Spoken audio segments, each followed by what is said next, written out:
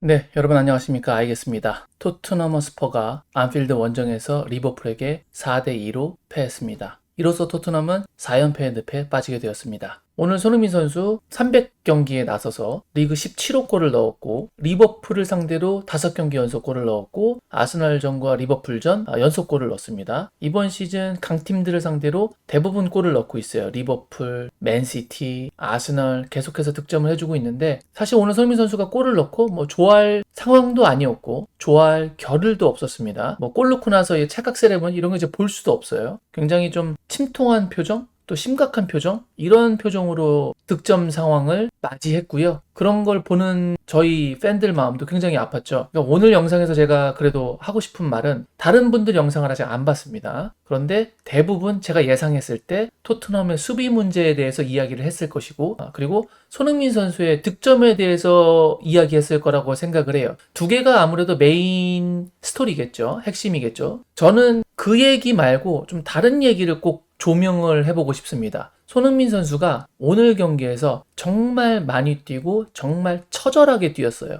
한마디로 우리가 고군분투했다라고 표현할 수 있는 상황이거든요. 그래서 그 부분을 제가 조금 조명을 해야 될 것 같아서 오늘 영상 만들게 됐습니다. 그 부분을 짚어주지 않으면 손흥민 선수 팬들이 모르고 지나갈 수 있고 저는 그 부분이 너무 안타깝고 싫기 때문에 이 부분을 좀 짚으려고 하거든요. 제가 좀 기록을 조사해 봤는데 오늘 토트넘에서 가장 열심히 뛴 선수 누구라고 말하기 상당히 어려울 수도 있겠습니다만 손흥민 선수가 저는 그 중에 단연 최고라고 생각을 합니다. 기록을 보면 좀 알 수 있는데요. 오늘 토트넘 선수들의 볼 경합 횟수 제가 그거를 좀 체크를 해봤습니다. 오늘 손흥민 선수와 함께 최전방 공격수 3인 중에 2인인 브레넌 존슨 오늘 볼 경합 횟수 7번입니다. 그리고 클루셉스키 5번, 사르 8번, 벤탄쿠르 4번, 그리고 포로 8번, 로메로 없습니다. 오늘 볼 경합. 반더벤 1번, 로얄 6번, 메디슨 2번, 스킵 1번, 히샬 2번, 로세서 4번. 그나마 많이 볼 경합을 한 게 비수마예요. 12번. 그 중에서 3번을 이겼죠. 대체적으로 다른 선수들 전부 훑어봤을 때 볼 경합 횟수가 7, 8번이 대부분이고요. 그 중에 2번, 1번, 3번 이렇게 이겼습니다. 여러분들은 오늘 손흥민 선수가 볼 경합을 몇 번 했을 거라고 생각하십니까? 무려 18번입니다. 18번. 팀 내 최다입니다. 오늘 최전방 스트라이커로 나오고 공격형 왼쪽 윙포워드로 나왔는데요. 18번을 경합을 했습니다. 그리고 7번을 볼을 따냈습니다. 팀 내 최다입니다. 제가 교체 선수까지 다 체크해봤습니다. 볼을 따내기 위해서 정말 많이 뛰어다니면서 계속 상대 선수하고 부딪힌 거예요.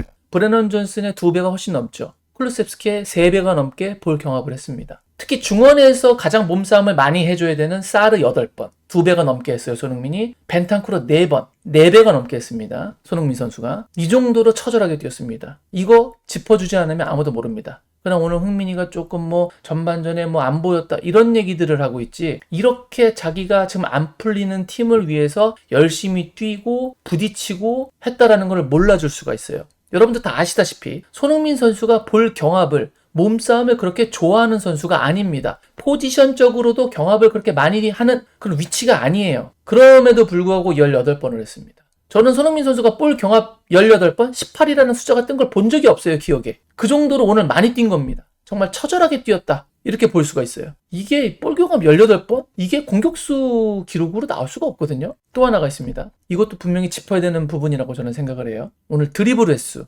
브레넌 존슨 오늘 드리블 2번 시도한 거로 나옵니다. 그 중에서 성공한 거 없습니다. 쿨루셉스키 드리블 시도 2번 했습니다. 비수마 2번, 사르 없습니다. 벤탄쿠르 1번, 포로 1번, 로메로 없습니다. 반더벤 없어요. 로얄 없고요. 메디슨도 없습니다. 스킵 1번, 히샬리송 없습니다. 로셀스 없습니다. 그러니까 손흥민을 제외하고 드리블 돌파를 제일 많이 시도한 횟수가 2번이에요. 손흥민 선수 오늘 드리블 몇 번 시도했는지 여러분 아십니까? 13번 했습니다. 13번. 그 중에서 5번 성공. 이게 시사하는 바가 뭘까요? 공격이 안 된다는 거죠. 자기가 드리블 돌파를 시도하지 않으면 활로가 없다는 겁니다. 손흥민 선수가 13번 드리블 시도하는 거 봤습니까? 전 기억이 없어요. 최근 몇 년 동안 드리블 수치를 봤었을 때 13번을 시도한다? 여러분 드리블 하면은 에너지 소모 얼마나 많이 되는지 아시죠? 상대편을 제쳐야 되기 때문에 공을 달고 힘듭니다. 그런데 경합 18번 했습니다. 드리블 13에 경합 18번. 다시 한번 말씀드립니다만 드리블 돌파 손흥민 선수 다음으로 많이 한 선수가 2번입니다. 성공한 사람 없습니다. 다 걸렸습니다. 볼이 살아나질 못하니까 본인이 어떻게든 해보려고 끌고 들어가는 겁니다. 평상시에도 드리블을 막 하던 선수가 이 정도 했으면 놀라지도 않아요. 그리고 더 놀라운 건 이 드리블 시도 13번이 모두 후반전에 나왔습니다. 제가 옵타, 후스코어닷컴 다 가서 뒤져봤습니다. 그러니까 전반전에는 스트라이커로 뛰었기 때문에 드리블 돌파 시도 안 하다가 브레넌 존슨이 왼쪽에서 계속 막히니까 손흥민이 왼쪽으로 후반전에 이동했고 그때서부터 13번 시도한 거예요. 이렇게 에너지를 많이 쓰고 그럼에도 불구하고 한 골을 넣었습니다. 근데 사람들은 이런 걸 짚어주지 않으면 몰라요. 그래서 저는 좀 다른 관점으로 다른 부분을 좀 짚어야 되겠다 라고 해서 오늘 영상을 이 부분을 가지고 만들려고 하고, 단순히 폼 떨어졌다, 뭐 경기력이 안 좋았다, 이런 부분만 보이거든요. 손흥민 선수한테 그거만 이제 집중하기 때문에. 그래서 제가 더더욱 이런 이야기를 해야 된다고 생각을 해요. 아마 리버풀을 제가 다 뒤져보진 않았지만 리버풀에서도 볼 경합 시도 횟수가 18번, 18번 되는 선수가 있을까요? 없을 거라고 봅니다. 이거는 그냥 혼자서 거의 진짜 미친 듯이 뛰어다녔다라고 밖에 볼 수가 없어요. 아무도 몰라죠.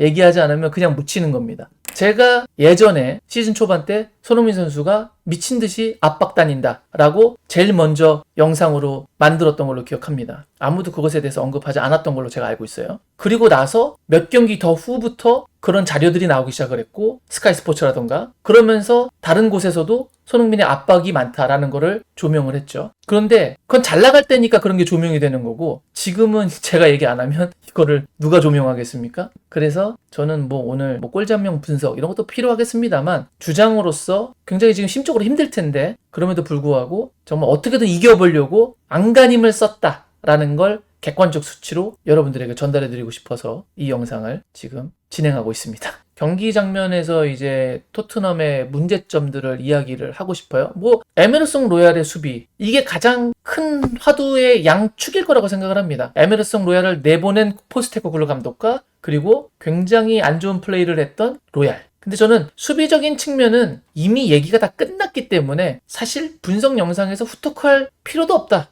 라고 보고요. 수비적인 부분 말고 로얄의 공격적인 부분은 또 얼마나 부족했는가, 그 부분을 좀 이야기하려고 하고요. 제가 경기 라이브 때 계속 이야기했던 벤탄쿠르의 문제점, 그것도 오늘 공격 작업에서 얼마나 답답했는지, 그래서 토트넘이 뭐 수비는 뭐 늘상 얘기했으니까 더 말할 필요가 없을 것 같고, 공격에서 안 풀렸던 장면들, 그리고 손흥민 선수의 득점 장면, 이런 것들을 보면서 토트넘의 문제점을 한번 짚어보려고 합니다. 함께 한번 보실까요? 자, 이 장면을 제가 갖고 온 이유는 이렇습니다. 여기 보시면 지금 에메르송 로얄이 이 자리에 위치를 하고 있고, 여기 브레넌 존슨이 이 자리에 위치합니다. 또한 파페사르가 여기 위치를 하죠. 여기서 안타까운 상황이 나오는데, 브레넌 존슨은 굉장히 빠른 선수예요. 프리미어리그에서 스피드도 굉장히 상위권에 들어갑니다. 그런데 이 선수가 공이 없는 상태에서 뛰는 거랑 공을 가지고 뛰는 거랑은 분명히 스피드에서 차이가 날 수밖에 없어요. 그건 누구라도 마찬가지죠. 그런데 에메르송 로얄의 문제점이 뭐냐면,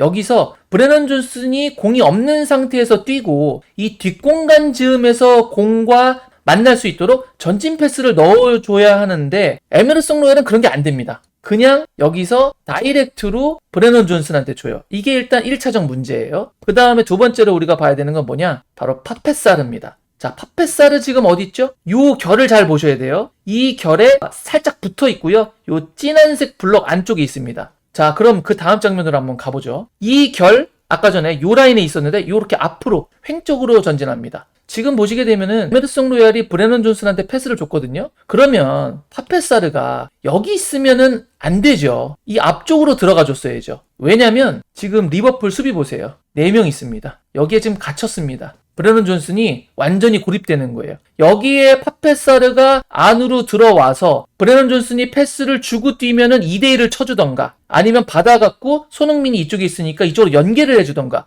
브릿지 역할을 해줘야 되는데, 그러지 않고 이 자리에서 이쪽으로 전진을 하지 않고 횡쪽으로 이동합니다. 그러니까 브레넌 존슨 혼자서 여기서 딸랑 있으면서 리버풀 4명한테 둘러싸이는데, 브레넌 존슨이 여기를 어떻게 탈출하겠습니까? 말이 안 되는 움직임이에요, 파페사르. 이게 너무나 아쉬운 플레이라고 보고요. 이러다 보니까 브레넌 존슨이 공을 혼자 받지 않았습니까? 다음 장면에서 보면은 1대1을 하게 됩니다, 이렇게. 그리고 지금 화면에서는 안 나왔지만 잠시 후에 살라가 여기서 협력 수비를 들어와요. 그러다 보니까 이렇게 2명한테 둘러싸이죠. 만약에 이거를 벗어났다고 하더라도 그 뒤에 2명이 더 있습니다. 브레넌 존슨 혼자서 어떻게 할 수가 없어요. 파페사르 여기 있습니다. 공격에 관여가 안 되고요. 뒤에 와서 볼을 받아주는 것도 아니에요. 그러니까 따로 논다, 이렇게 생각할 수가 있는 상황이라고 볼 수 있습니다. 그러니까 답답한 거죠, 이런 거 보면. 그리고 뒤에 에메르송 로얄 보이지도 않고요. 이러면서 이제 왼쪽 공격이 말린 거죠. 파페사르의 패스 맵이에요. 지금 보시면 아시겠지만 전진 패스 안 됩니다. 횡패스죠? 옆으로 횡패스, 약간 뒤로 횡패스, 횡패스, 그리고 좀 전진 패스를 하더라도 사이드로 나가는 거, 뒤로 뺍니다. 횡패스, 백패스, 전진 패스 아주 짧은 거리예요.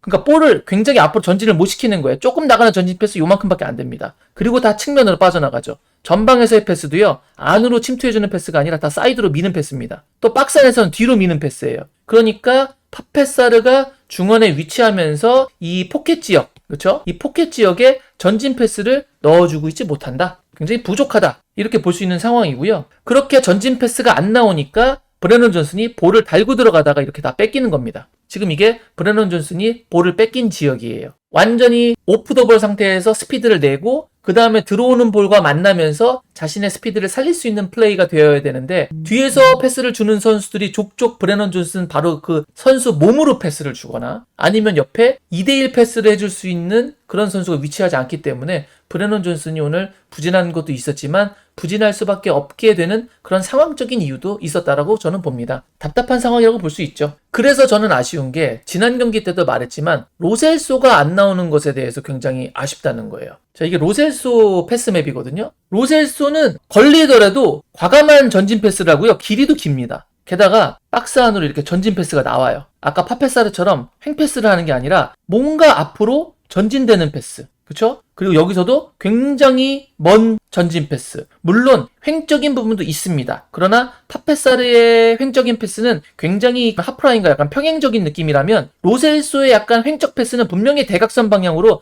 그 각이 차이가 납니다. 이렇게. 그래서 로셀소가 굉장히 전진 패스를 공격적으로 많이 하고 있다. 네, 이런 패스들 다른 선수들한테 볼 수가 없습니다. 게다가 오른발잡이가 왼쪽으로 패스할 때는 공이 궤적이 이렇게 휘잖아요. 그러다 보니까 패스 잘릴 수가 있는데 왼발잡이가 왼쪽으로 패스를 열면 공이 이렇게 가지 않습니까? 그러면은 수비들이 잘라내기가 좀 어려워요. 공이 멀어지기 때문에. 그래서 왼발잡이 미드필더를 왼쪽에다 놓으면 빌드업할 때 굉장히 유리하거든요. 근데 그런 것도 지금 쓰고 있지 않아요. 오늘 3미들 굉장히 부진했죠. 비수만 잘했다라고 봅니다. 근데 파페사르 수비적인 측면이라던가 활동량에서는 그래도 잘했죠. 그러나 분명히 공격적으로는 부족했어요.